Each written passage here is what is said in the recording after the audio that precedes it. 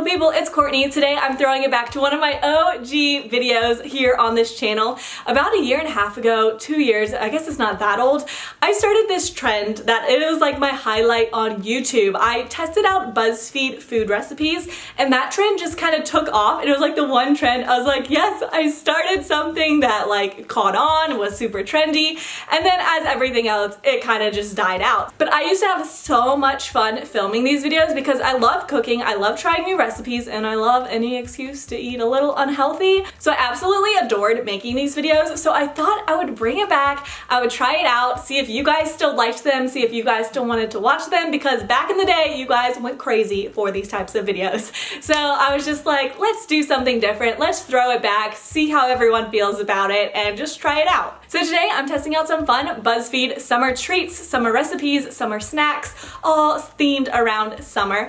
And if you aren't familiar with BuzzFeed, they also have all their food recipes come from like Tasty, which is like their channel for food recipes. So all of these come from either BuzzFeed or Tasty, and I'm just gonna be trying out these recipes for you. I really hope you guys enjoy this video. Let me know what you think. Let me know if you'd like me to maybe ramp up this series again. I really wanna know your feedback on this, and let's go ahead and get started. This very first recipe are peanut butter energy balls that are no bake and only 5 ingredients. So I'm going to get started with a cup of quick oats and then half a cup of chocolate chips. You could use whatever kind you want and get super creative with these recipes. That's what I love to do. I always like to tweak recipes a little bit. And then I called for 1/4 a cup of flax seeds, but I decided to use 1/4 a cup of chia seeds mixed with hemp seeds, and then 2/3 cup of peanut butter. And oh my gosh, you guys, if you have a better method for like measuring out peanut butter, please let me know. I always feel like anything sticky like this is so hard. So I had to measure it in my measuring cup and then used a spoon, and then I ended up using 2 spoons to get all of it.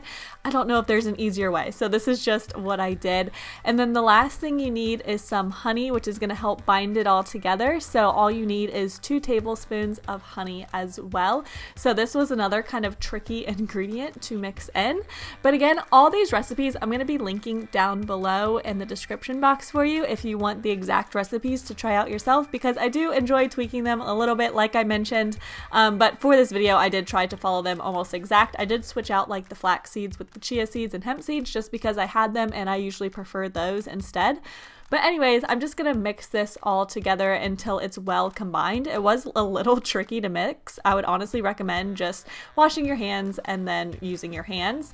But then what you wanna do is put it in the refrigerator for at least 15 minutes. That way it combines it a little bit better, and then just start rolling them into your peanut butter balls. So I give these a 9 out of 10. They were really easy to make and really delicious, and it's great for like an after gym little snack. You could grab 1 or 2 of these and they were actually quite filling. On to recipe number 2, which is your own fruit roll-ups. These are way better than the store-bought ones and a lot healthier. So it called for 3 cups of strawberries. You could use whatever fruit you want with this. You can mix in different berries, and then sweetener was optional, and I've never made these before, but next time I would probably leave out the sweetener or sugar or honey, whatever you decide to use, because I think the fruit's pretty sweet on its own.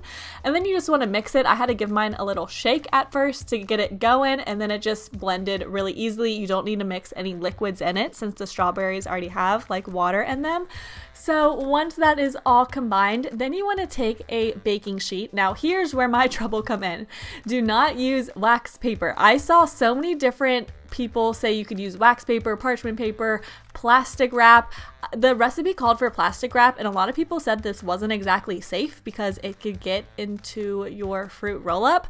I would recommend parchment paper or a silicone baking mat would probably be your best bet, because what you want to do is you're cooking on such a low heat that the plastic shouldn't melt with it, but my wax paper did melt into this fruit roll-up and kind of ruin it.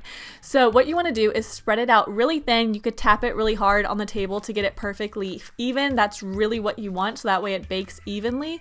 But then you want to bake it at 170 degrees for like 4 to 6 hours. Mine took about 4 hours. You could tell, you could reach in and feel it, and once it's no longer wet, then and it's all hardened up, the water has evaporated, and then you're left with your fruit roll-up.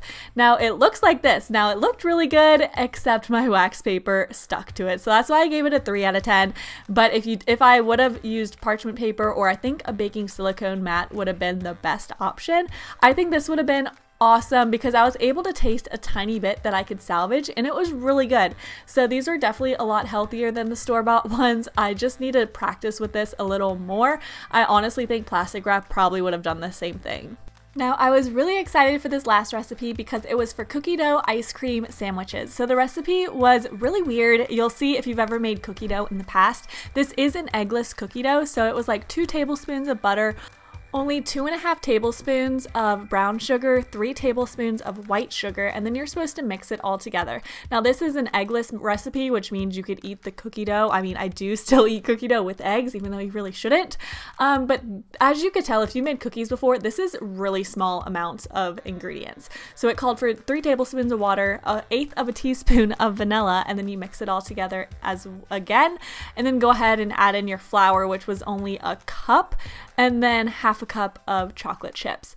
So this was just a really, really tiny recipe, and I noticed that right off the bat it wasn't going to make a ton. So I didn't love this recipe. I do like the end result, but the recipe was kind of awful. You would have had to like quadruple this. So I would recommend finding just a different recipe that for eggless cookie dough that is larger. So it said to kind of roll it out into a loaf and then freeze your cookie dough so it could be hard and you can make your sandwiches. I decided since it was so small that I would use like a cupcake tin to do this instead. I just put a little scoop on the bottom and flattened it so it could act as the top and bottom, because I think it wouldn't have even been enough to cover like a small loaf pan. So this is just, I decided to improvise. It worked out well, but this was just a lot of effort for 3 like ice cream sandwiches. So you want to let them freeze for about an hour, and then they turn out like this, so they're hard enough to form your sandwiches, and then you could go ahead and scoop whatever type of ice cream you want onto them. Of course, my favorite's chocolate, so that's what I decided to do. But yeah, it was just a lot of effort for 3 sandwiches. That recipe was just so tiny. I don't understand it at all, and these weren't like the biggest things in the world either. They were still quite small.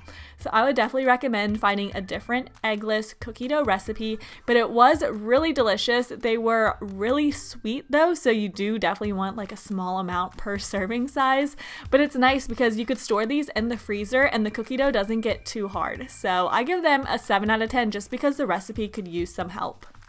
Thank you guys so much for watching. Thumbs up for a little throwback if you remember when I first posted these videos. And as always, if you missed my past few videos, they're on over to the side of me. All you gotta do is click on them to watch them, and I will talk to you guys very soon. Bye!